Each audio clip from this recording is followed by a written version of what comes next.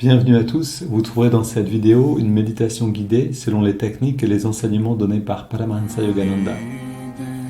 Ces enseignements sont basés sur des vérités universelles et n'appartiennent à aucune religion en particulier. La tradition yogique dont ils sont issus les met au service de l'humanité tout entière. Si vous voulez profiter pleinement de cette expérience, prenez le temps de passer par chacune des techniques guidées ici. Elles permettent tout ensemble de mieux goûter à ce que l'on appelle l'état de méditation. Cette vidéo contient également une technique de préparation à la méditation appelée Yogoda, qui sert à la fois à nous recharger en énergie et à développer la perception de celle-ci. Pour apprendre cette technique, ouvrez la liste de lecture « Apprendre Yogoda ». Selon la tradition transmise par Yogananda, un chant précède immédiatement la méditation afin d'orienter nos pensées et nos sentiments vers une fréquence propice. Pour sauter cette introduction la prochaine fois ou pour aller directement au début de la méditation guidée, voyez les repères indiqués dans la description de la vidéo ou dans la barre de lecture. Si vous appréciez le contenu de cette vidéo, vous pouvez nous aider en vous abonnant et en ajoutant un pouce. Ananda francophone vous souhaite une belle méditation.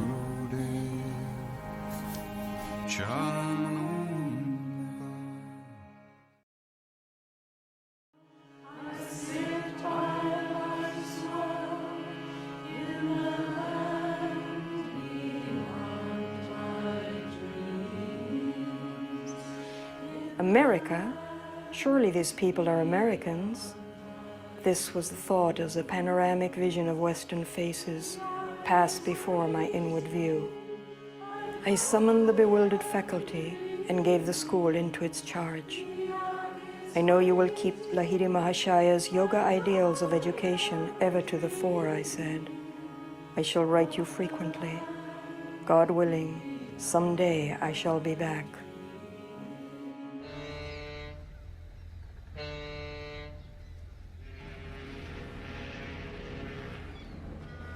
I left India in August 1920 on the city of Sparta, the first passenger boat sailing for America after the close of World War I.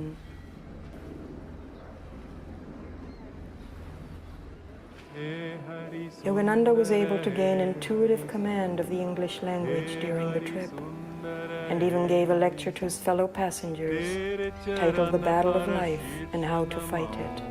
तेरे चरण पर शीर्ष नमाओ हे हरि सुंदर हे हरि सुंदर हे हरि सुंदर हे हरि सुंदर बनो बनो में श्यामल श्याम बनो बनो में श्यामल श्याम गिरी गिरी में उन्नत गिरी गिरी में उन्नत सरिता सरिता चंचल चंचल सरिता सरिता चंचल चंचल सागर सागर गंभीर है सागर सागर गंभीर है हे हरि सुंदर हे हरि सुंदर हे हरि सुंदर हे हरि सुंदर तेरे चरण पर शीर्ष नमाओ तेरे चरण पर शीर्ष नमाओ Yogananda stepped into an America that was at the start of the exuberant decade of the Roaring Twenties.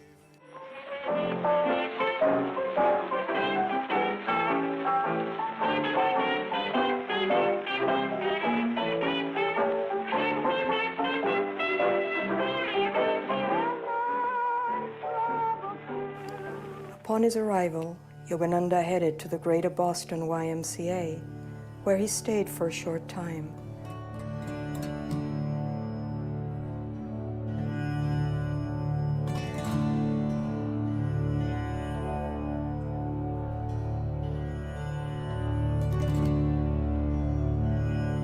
On October 5th, the day before his talk at the Congress, Yogananda and other delegates were taken to Plymouth Rock to visit and commemorate the upcoming 300th anniversary of the Pilgrims' arrival in America. Yogananda moved to Unity House, where the Congress would take place.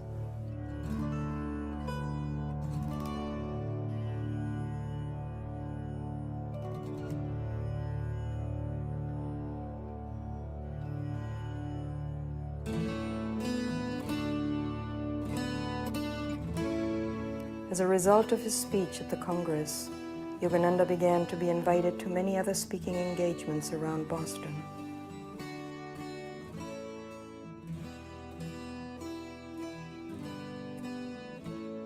This is where Yogananda met Alice Hazy, who became his first disciple in America and later took the spiritual name Sister Yogmata.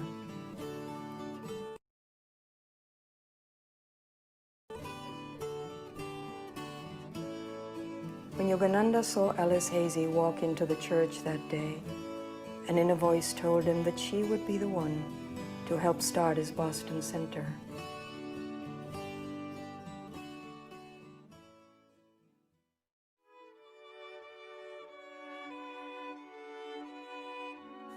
Yogananda was a regular visitor at the Hazy home, where he gave many lectures and classes in the living room.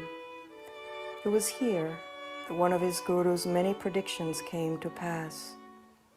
Once during dinner, Yogananda was served strawberries with cream and sugar for dessert. As quoted in Autobiography of a Yogi, Ok, on commence à parler donc en fait, de la mission. On recommence, on en parle de temps en temps, à parler de la mission de Yogananda dans le monde. Yogananda, donc, qui est venu en 1920 en Amérique, qui est parti d'Inde à ce moment-là, avec cette mission de réunir. Il a ici écrit il a créé un magazine plus tard qui s'appelle euh, East Meet West, c'est-à-dire l'Est rencontre l'Ouest.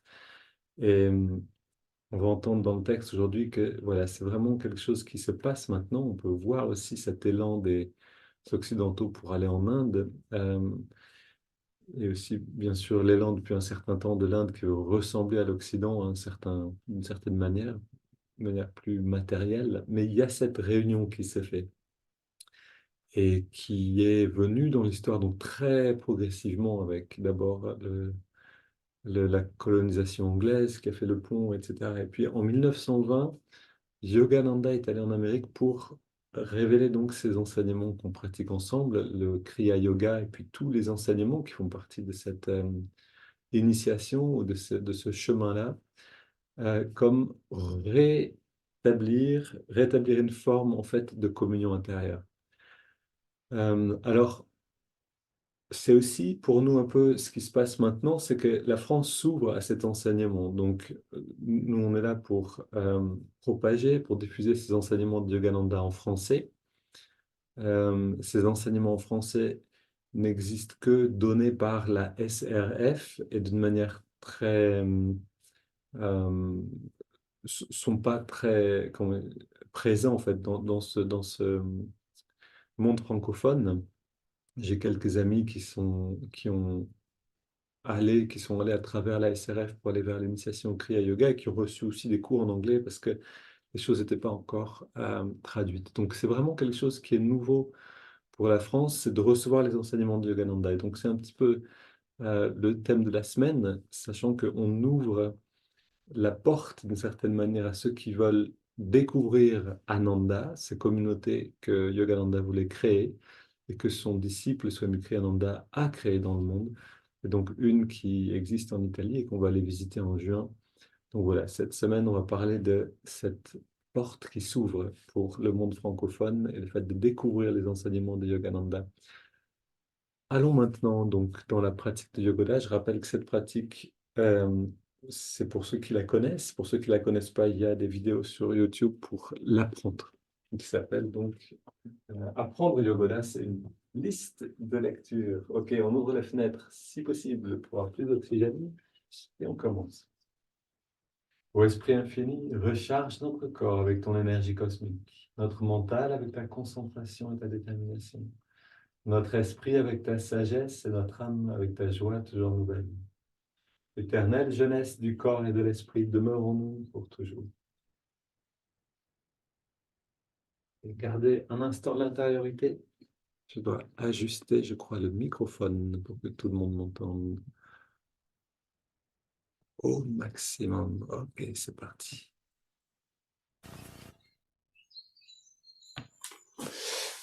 Et c'est parti, les bras devant. On ferme les yeux, on plie légèrement les jambes. Inspire.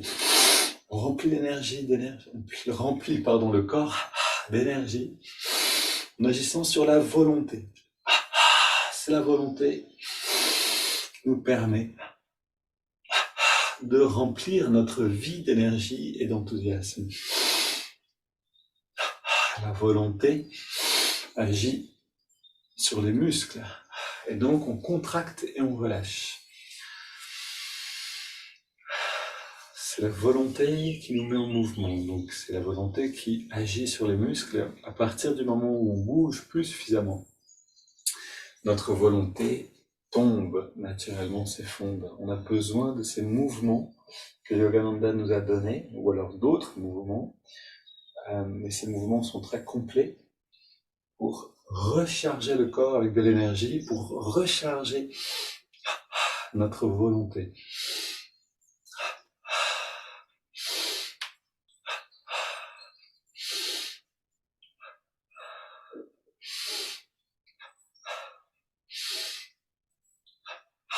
Et l'autre côté.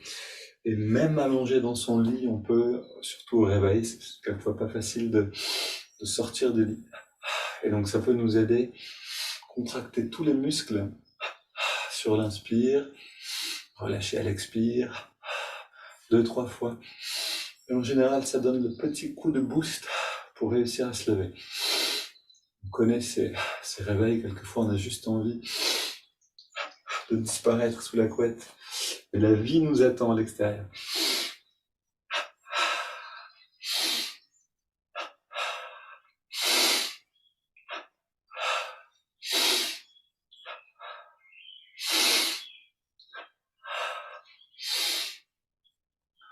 Ok, on continue. Fesse gauche, poitrine à gauche.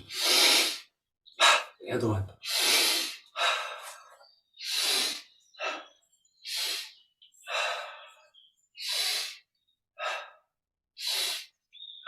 Bas du dos à gauche et à droite.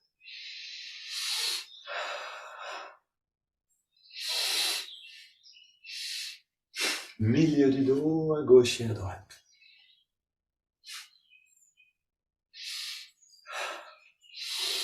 Voilà, toujours l'inspiration profonde qui nous aide à ressentir aussi le bien-être, la fraîcheur de l'énergie qui rentre.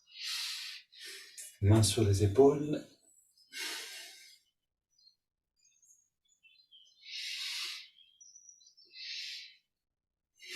Puis on contracte le cou.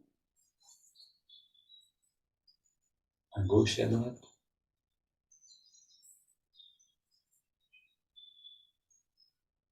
Et la nuque.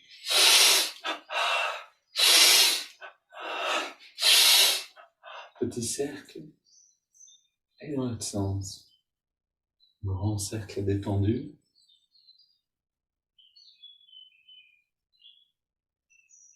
Puis, poing fermé, bras tendus vers le sol.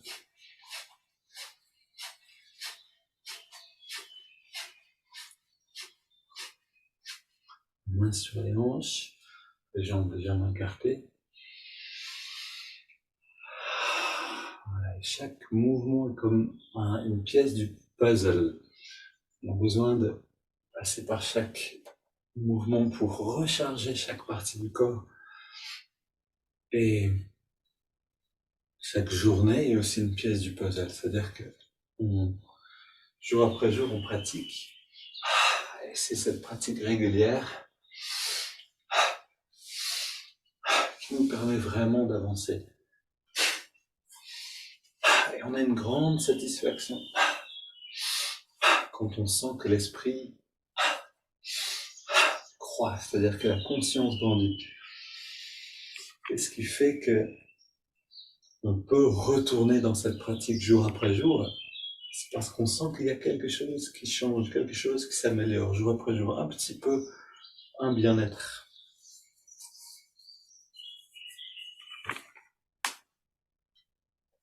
Et quelquefois, on a l'impression de ne pas avancer, et c'est en général les moments juste avant que se débloque quelque chose, qu'on fasse un pas en avant. Ok, on ouvre dans la nuque.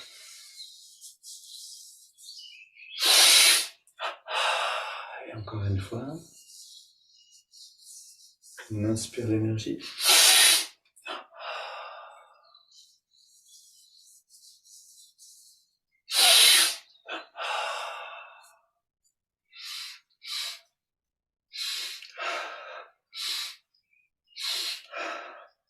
Voilà, biceps à gauche et à droite, puis tous les muscles du corps.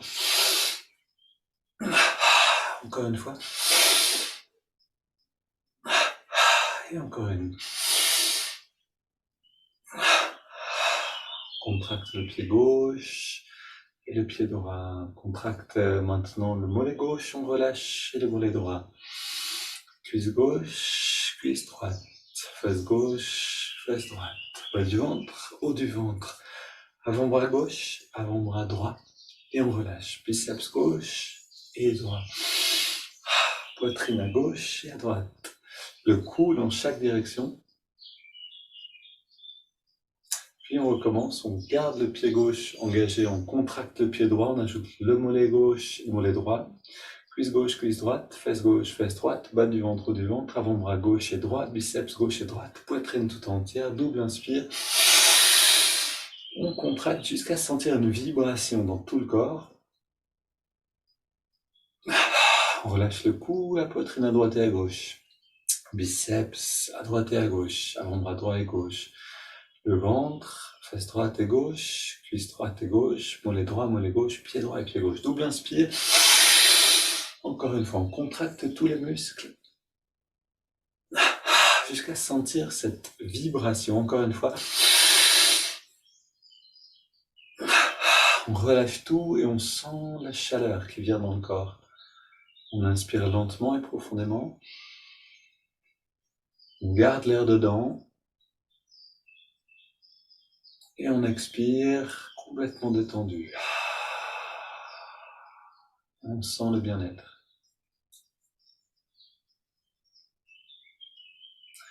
Et là est notre fil d'Ariane.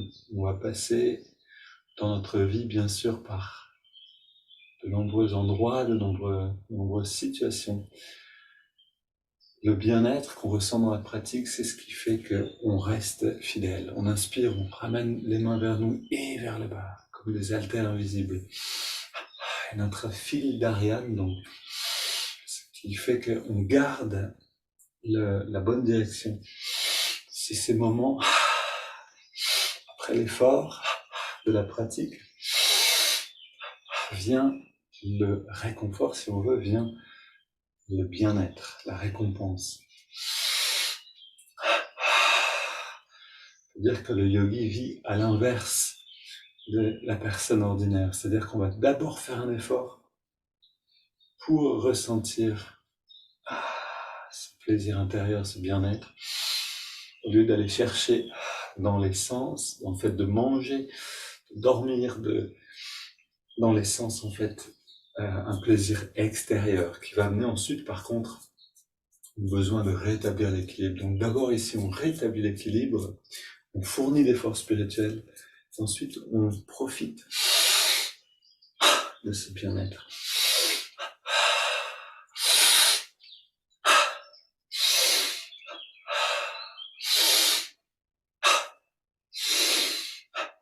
Ok, bras gauche, tendu, et bras droit.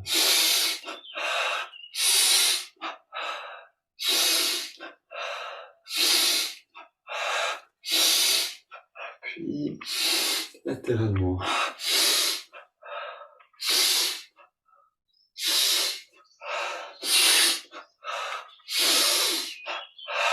Ok, on marche sur place.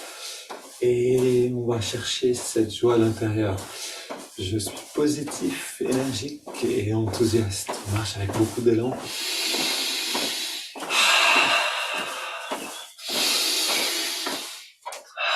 On court sur place.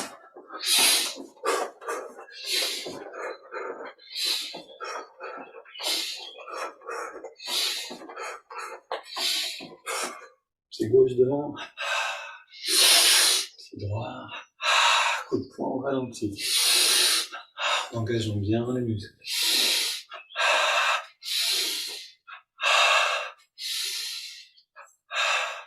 On soulève derrière. On relâche devant. Première austérité en fait. La première austérité sur le chemin, c'est la régularité. Tant qu'on ne peut pas être régulier, on ne peut pas vraiment avancer. À partir de là, le pas en avant arrive. On inspire, expire, on rentre devant. Ok, encore une fois. Le va-et-vient.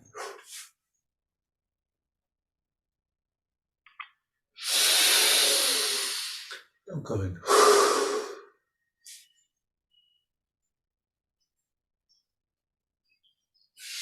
Et on se redresse.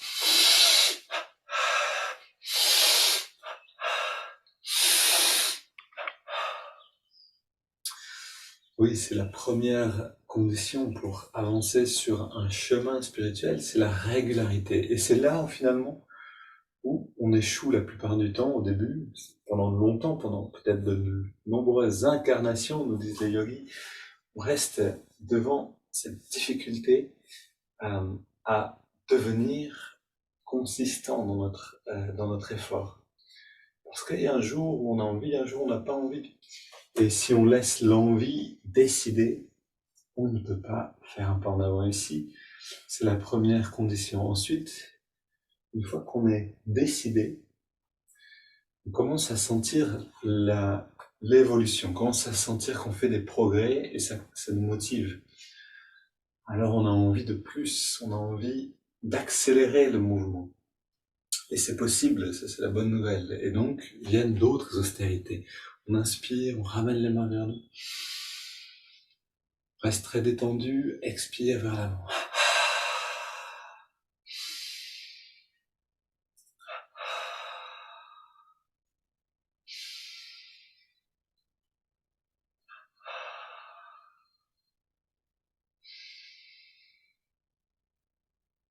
Voilà, on reste dans l'écoute maintenant. On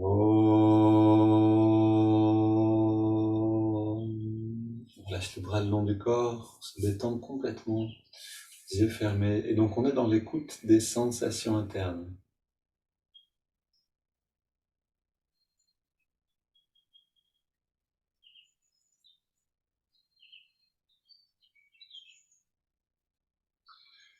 Et je répète souvent cette chose, donc prenons le temps à chaque fois d'être vraiment attentif. Au début, je me rappelle quand j'ai commencé à faire ces moments, donc yogoda, puis se détendre et ressentir, je sentais pas grand-chose. Finalement, avec la pratique, on sent de mieux en mieux. On peut sentir à la fin de yogoda, après quelques années de pratique et de méditation, on peut sentir ce même bien-être qu'on a à la fin de la méditation normalement. Donc les choses s'accélèrent avec le temps. On va s'installer maintenant.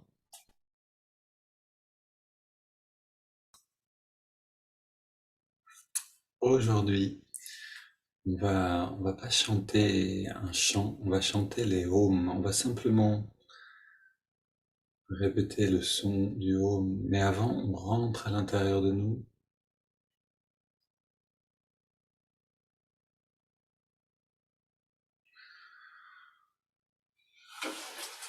En restant simplement détendu.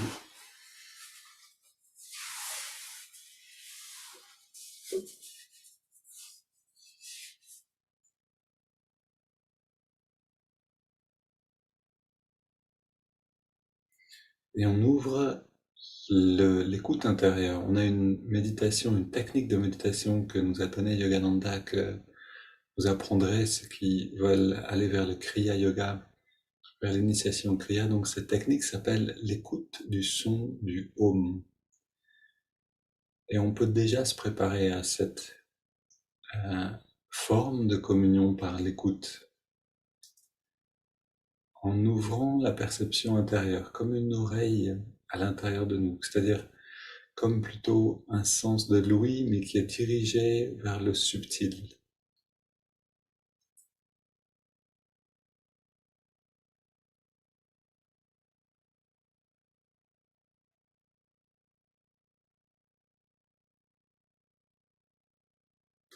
On trouve beaucoup de références dans les évangiles ou dans la Bible en général à ce son que fait l'Esprit Saint, c'est-à-dire cette conscience quand elle se manifeste, elle peut se manifester avec une lumière, avec une sensation, avec un son également. Et en ouvrant cette oreille interne, c'est-à-dire l'écoute intérieure, petit à petit on va vers l'expérience.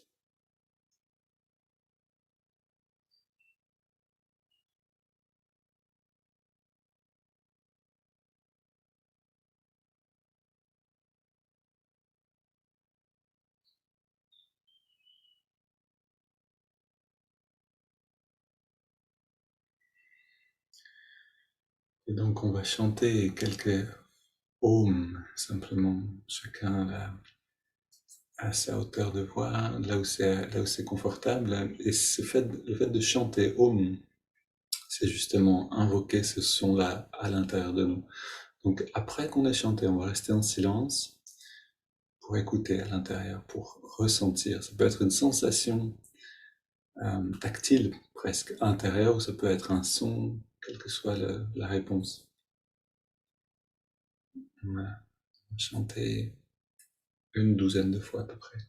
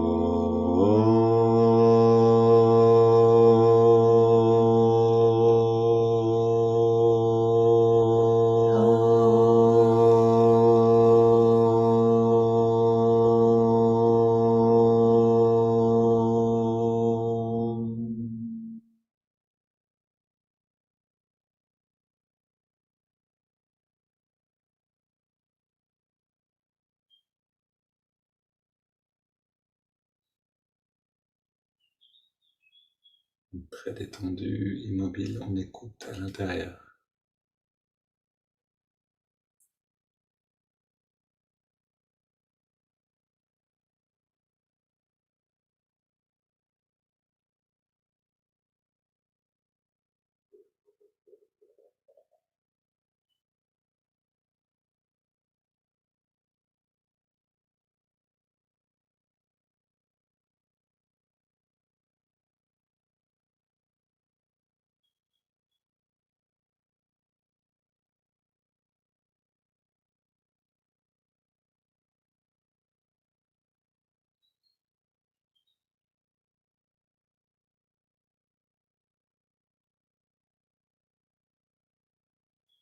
Et peut-être qu'on entend quelque chose, peut-être qu'on sent que la texture du corps est légèrement différente. Peut-être une sensation d'espace à l'intérieur, de légèreté, ou peut-être au contraire de lourdeur, quelle que soit la perception. Essayons de la garder, même si elle est très ténue, très subtile.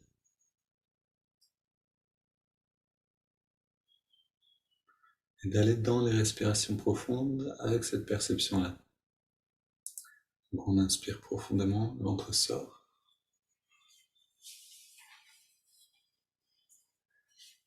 Et on expire profondément, le ventre rentre à la fin de l'expire.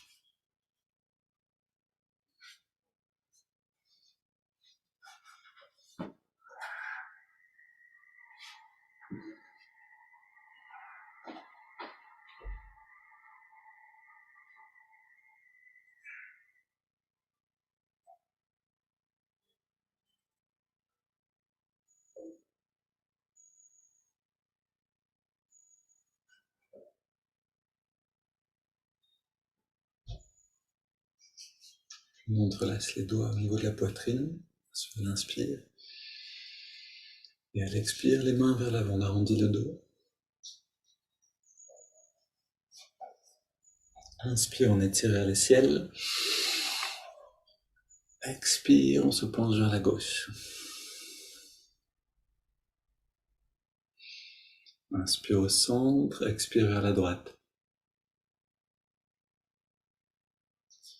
Inspire au centre. On se tourne vers la gauche, on pose les mains et on soutient la rotation le plus possible, on va vers l'arrière.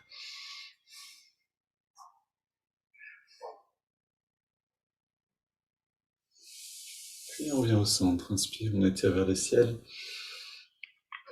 Expire, on se tourne vers la droite, on pose, on se tient.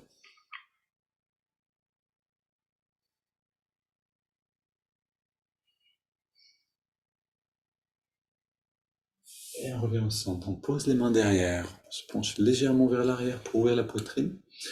Et on respire profondément.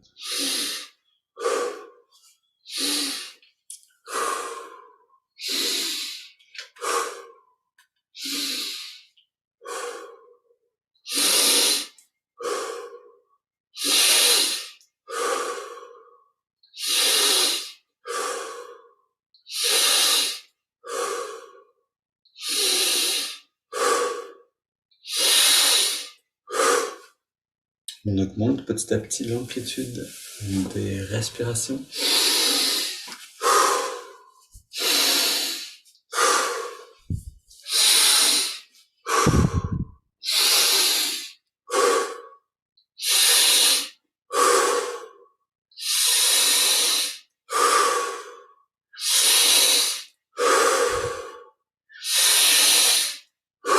Cinq dernières.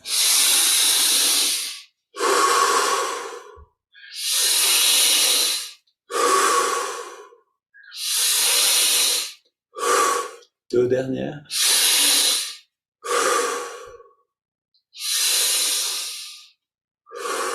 Puis on vient au centre, les mains sur les cuisses pour vers le ciel redressé, détendu. On inspire profondément. On garde l'air dedans. On détend bien tout le corps. Puis on laisse l'air sortir sans faire d'effort. Ça arrête de respirer et on ressent à l'intérieur.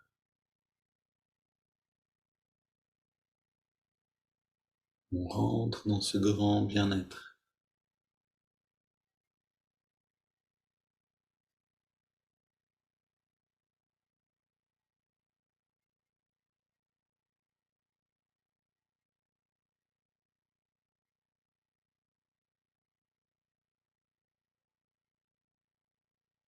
Puis on inspire par les narines.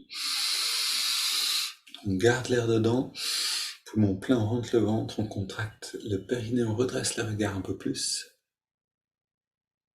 On relâche et on expire.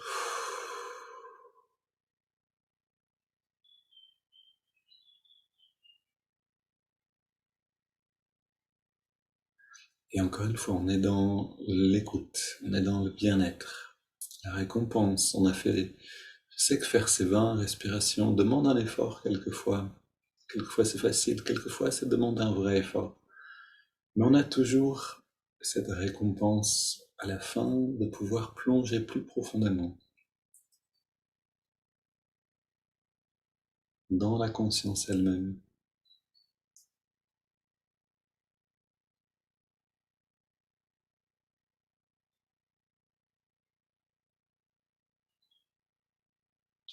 Et c'est ce bain de conscience qui nous purifie, qui nous vivifie et qui nous motive. On prend une double inspire maintenant. On serre les poings, on contracte tous les muscles du corps. Expire, on relâche encore une fois.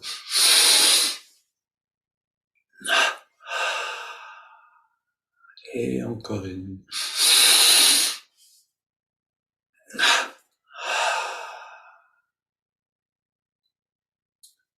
Puis on reste dans la détente et on inspire par les narines sur 5.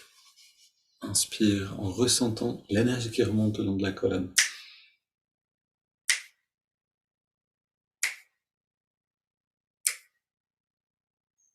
On garde l'air dedans.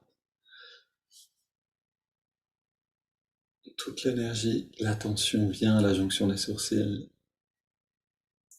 Et on expire. On sent ce bien-être, on sent cette légèreté qui s'installe, comme une lumière qui se diffuse depuis le lobe frontal. Inspire à nouveau.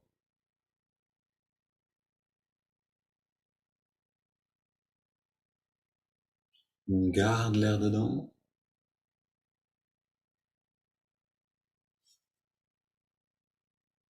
Expire.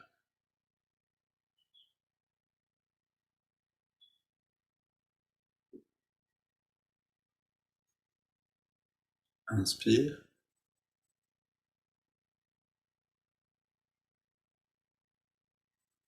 On retient.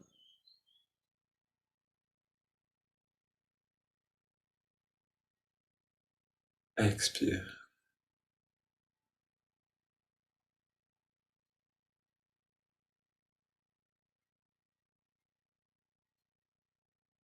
Inspire. On sent chaque partie de la colonne en inspirant.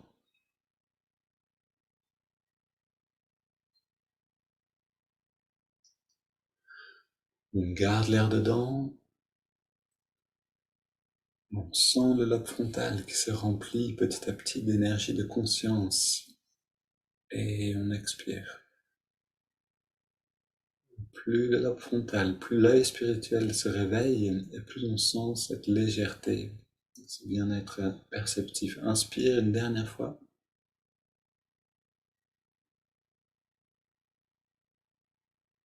On garde l'air dedans.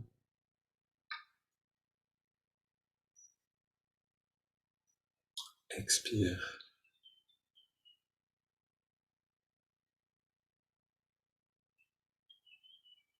On prend maintenant une grande inspiration pour les narines. Puis on laisse l'air aller venir.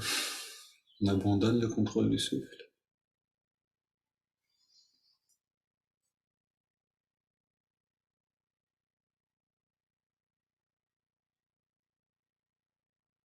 Et encore une fois, on prend le temps de se baigner dans cette qualité maintenant, ce bien-être.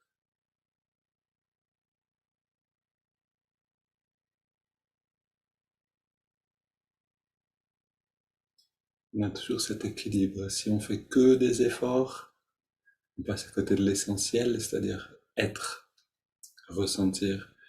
Et si on n'a que être et ressentir, on n'a pas assez d'énergie en mouvement, on n'a pas assez donné d'efforts pour arriver à une perception vraiment satisfaisante. On a toujours besoin de cet équilibre-là, en fait, dans tout ce qu'on fait.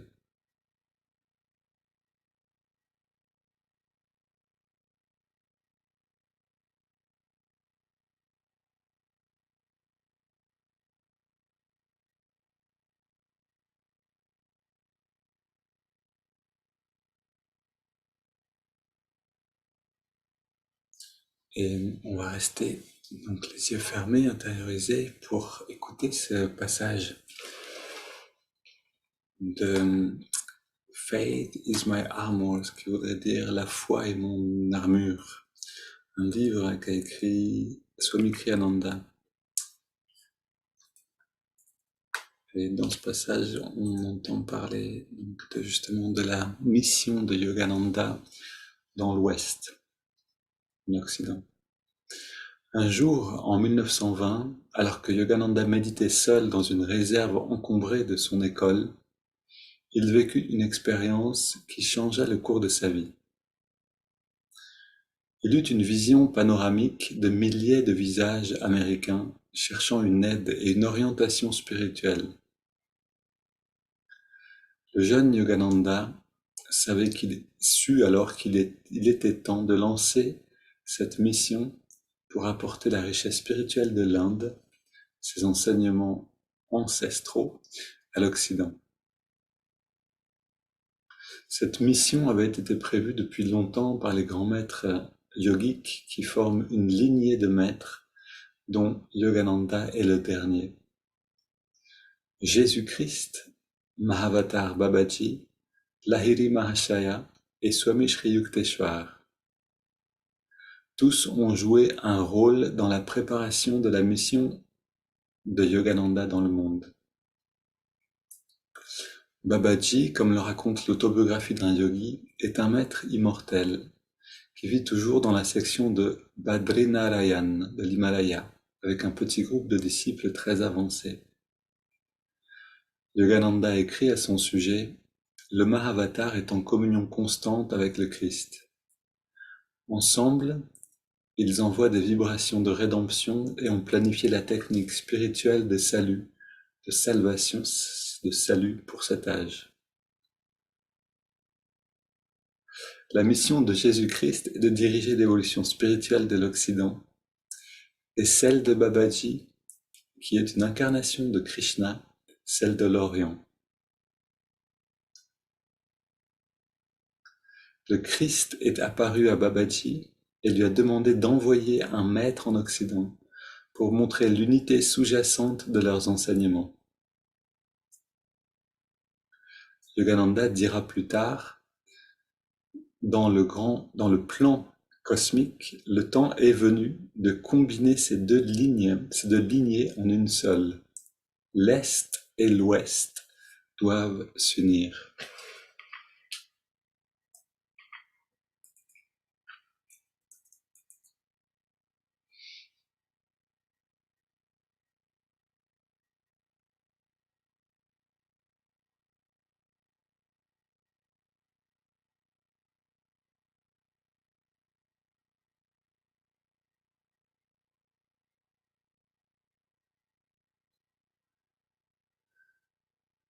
Alors, je pense que c'est un passage que je vous aurais pas lu au début des méditations guidées, où il y a même un an seulement.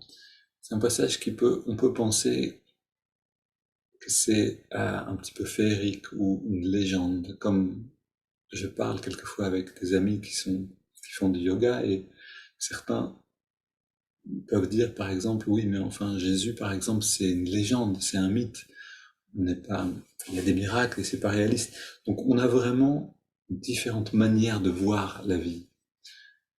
Et ces manières de voir le monde cohabitent, de voir la vie cohabitent dans ce monde, sur cette terre.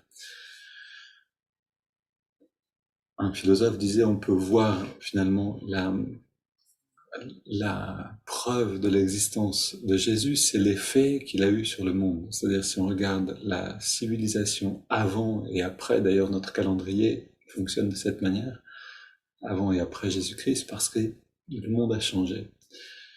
Et de la même manière, ces enseignements donc que nous donne Yogananda peuvent nous paraître comme une légende, un conte de fées, une histoire fantastique. C'est pas dans l'histoire elle-même qu'on va pouvoir juger de sa véracité, mais c'est dans le résultat de ces enseignements, c'est-à-dire l'effet de ces enseignements sur le monde. Est-ce que cet enseignement a un impact? Et si oui, qu'est-ce que c'est? Et, et à partir de là, on peut juger, comme disait Jésus, c'est à un arbre qu'on reconnaît, pardon, c'est à ses fruits qu'on reconnaît l'arbre. Donc c'est aussi pour cette raison que on vous propose d'aller voir Ananda, c'est pour voir par vous-même. Ça permet d'aller plus loin dans la compréhension de ces enseignements. Ok, maintenant amenons l'attention dans les narines.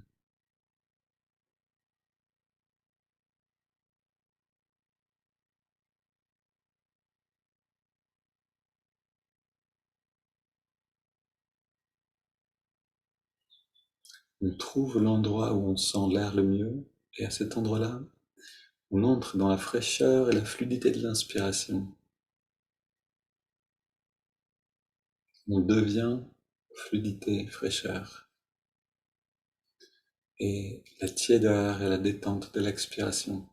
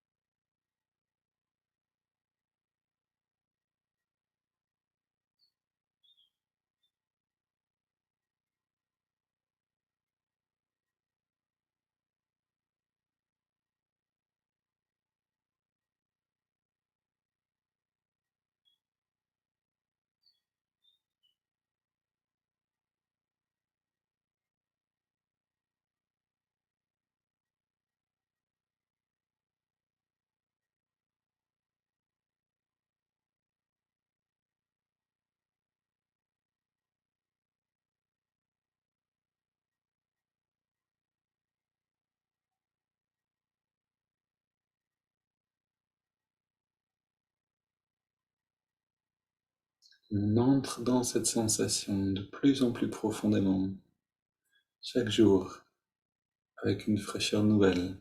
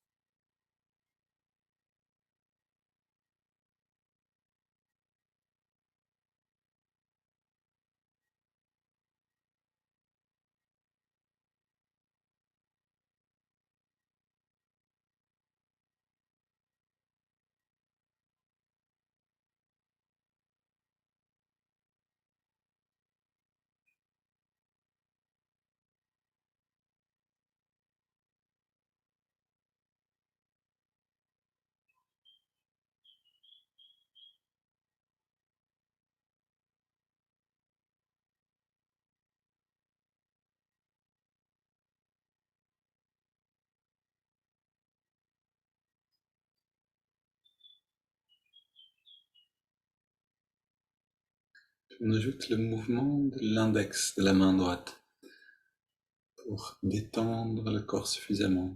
À chaque inspiration, l'index revient un petit peu vers la paume de la main. À chaque expiration, relâche l'index complètement et en même temps tous les muscles du corps.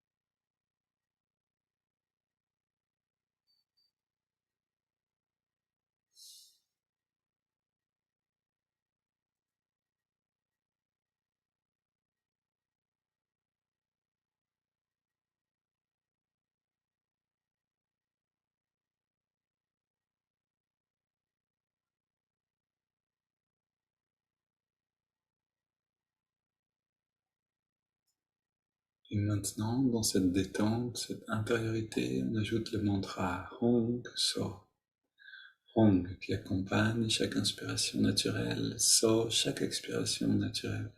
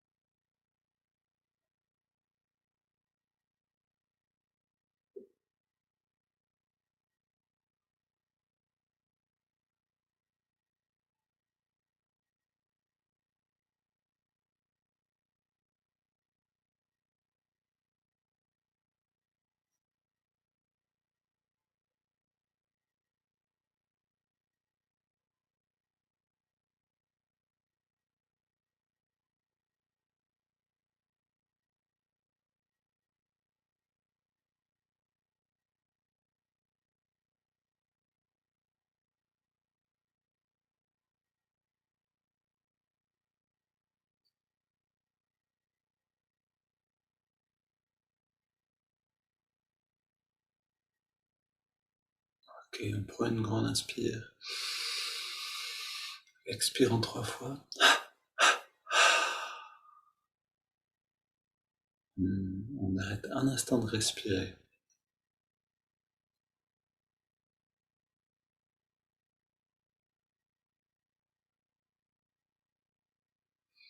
Puis on laisse le corps respirer de lui-même. On abandonne les techniques et les efforts.